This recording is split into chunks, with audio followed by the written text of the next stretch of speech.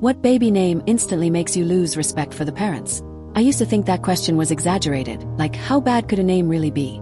But then something happened at a family birthday party a few years ago that completely changed my opinion. My cousin had recently moved to the US, and when his son turned 1, he decided to throw a big backyard party.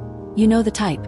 Bright balloons tied to every chair, a huge cake that the baby was mostly going to destroy instead of eat, music playing a little too loudly, and relatives making small talk while chasing toddlers around. It was warm, relaxed, and honestly kind of perfect.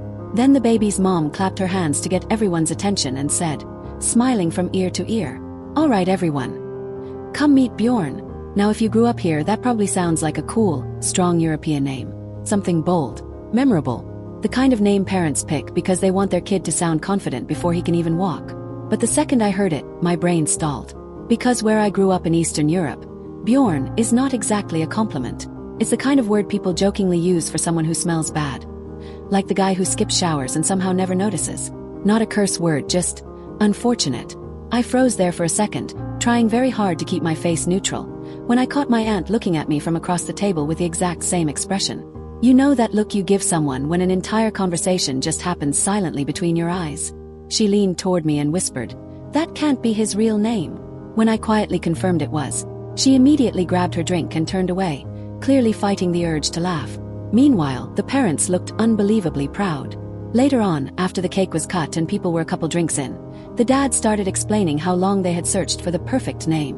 He said they wanted something unique, something powerful, something that would make their son stand out in any room. I nodded along politely, while internally translating it into, "The kid who needs deodorant." And they had fully committed to it. The name was everywhere, printed across the cake, written on banners, even embroidered onto the tiny outfit the baby was wearing. There was absolutely no turning back. For a brief moment, I wondered if I should say something. Not to embarrass them, just a gentle, "Hey, maybe check what it means in other cultures." But let's be honest, there is no comfortable way to tell new parents.